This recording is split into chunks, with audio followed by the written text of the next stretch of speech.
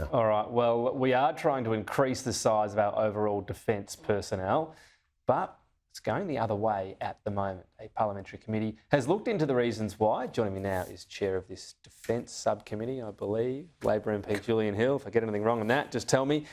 So going backwards, I note this report talks about one of the main issues being low unemployment, as in defence is out there competing, and other people might be, trumping them on salaries or other things right now. So does that mean you feel like a correction's coming when unemployment does tick up? Yeah, traditionally when the labour market's strong and the economy's strong, as it is now in Australia, then defence and many first responders, police are having the same issues, struggle to recruit because there's very attractive options, and vice versa. When the economy's weakening or in a recession, national security, defence things look like safe options. But it's a serious issue for the country. Our strategic circumstances are worsening right across the region, and we need to increase the size of the ADF by a target of at least 18,500 by 2040. And they're going backwards by up to 1,000 a year. Yeah. Part of the big issue is not just attracting, but retention as well. And anecdotally, certainly retention's being a bigger problem as well. Yeah, it's function of maths. It's people out and people stay. So we want to improve retention, and to their credit, the Defence Force understand this. They've got a range of good initiatives to improve pay and conditions, give people an extra 5 days a year leave. So we'll monitor that and see how it goes. But it's a serious issue for the country. The other issue, though, I mean, if you've got a young adult and you're the dad or the mum, you might be thinking about the mental health of a family member joining. The man in charge of the Royal Commission into veteran and defence suicide is saying government departments are stonewalling and there's a senseless loss of life that keeps happening.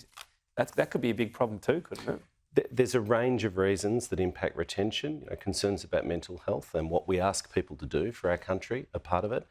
The economy, as I said, is a big one. But the way that Australia treats veterans is incredibly important, both to attract people but also morally. People risk their lives not just in active duty but in training. I mean, the SAS, for instance, more people have died over the years in training in the SAS than have died on operations because it's so risky what they do. So we do need to care for people and look after them well. And look after their mental health. I mean, more people die from suicide than any other cause if you include current and obviously former. Do you need to listen to what Nick Coldis has said here? Does the government, and I say you in the plural sense, need to maybe take stock and force the department to play ball better? They seem to be stonewalling, in the words of the person heading this up.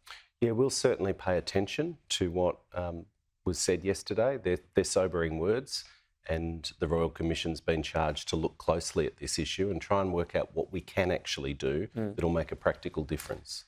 You've spoken about the so-called long shadow of Afghanistan to do with war crimes and alleged war crimes that were carried out by Australian personnel in Afghanistan. So you're not talking about excusing what happened, but moving on. Why is that appropriate to move on now? It's a nuanced argument, and thank you for having the conversation. People who did the wrong thing, who are accused of war crimes, need to face the full force of the law. We're not taking a backward step on that.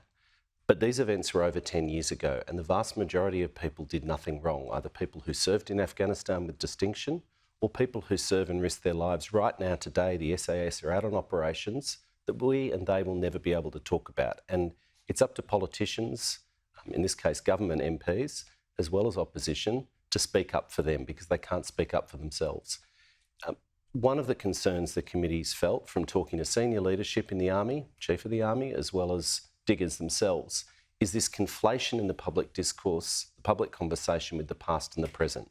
These events occurred over 10 years ago, and yet they're often still reported or understood as if it's still something happening now. Well, so when you say reported or understood, is it around the reporting and the language and clarifying the length of time when it happened? Do we have certainty, though, as well, that anyone that could have carried these out might still be in defence? I'll give you a statistic. It's not a statistic we used in the report because it has a negative connotation some might take from it. But well over 80% of people in the SAS now never served in Afghanistan. The reason I didn't put it in there very consciously is I don't want in any way to imply that most people who served in Afghanistan did anything wrong, because they did not. And that's the point. But you're not necessarily tainted because you were there at the time, but you're saying the vast majority are there's no possibility they did anything wrong because they weren't there. That's right. That is a core point. Australians rightly expect their leaders and institutions to take responsibility when something goes wrong. So if that means chasing down individuals, absolutely. Okay. But the SAS has transformed and changed, and we need to recognise that and draw a line in the sand. Just finally, another chair hat that you have on in terms of the national or the referral to the National Anti-Corruption Commission, Stuart Robert. What you did was published in public. Why not just leave it up to the NAC to decide if they wanted to look into it? Why that direct referral? Well, that's exactly what we're doing. The recommendation and the report are very carefully written and they're very clear. We are referring the evidence that we have gathered through the inquiry for examination so that the NAC can decide, as is their statutory responsibility, whether or not they conduct an investigation. They could do it without the referral though too, couldn't they? Well, we've gathered a range of evidence on the record as well as in-camera evidence, and it's been a matter of public concern. There was the Watt report, which looked at procurements to do with Synergy 360 and former Minister Stuart Robert, allegedly, and we've examined the Watt report. That's been a public inquiry. We can't just pretend that the inquiry didn't exist. So we're referring that evidence to the NAC for them to examine. What they do with it, rightly, is a matter for the Independent Corruption Commission. Is the real test going to be for Labor when you're actually willing to refer one of your own? There'll be accusations one day, there always are, against MPs. Do you feel as though your party will be just as unflinching in just passing on to the NAC and saying they should? I've made the point publicly that I don't think it's helpful. The Greens political party do it. That's a matter for them. I don't think it's helpful in individual politicians bandy around accusations and, I'm going to dob you into the NAC. This is a different instance where there's been a parliamentary inquiry over many months that's received serious evidence, conflicting evidence, and Mr Robert and his associates have said they've done nothing wrong, as is their right. We've referred that conflicting evidence because we don't have the investigative powers we need to further delve into it. If they don't look into it, fair enough, their decision? Well, it's entirely a matter for the NAC, as is proper. Julian Hill, thanks for your time. Thanks, Tom. If part of this interview raised any concerns for you or a loved one, you can call Lifeline 13 11 14. There's also Open Arms for those in or previously in defence, 1800 011 046.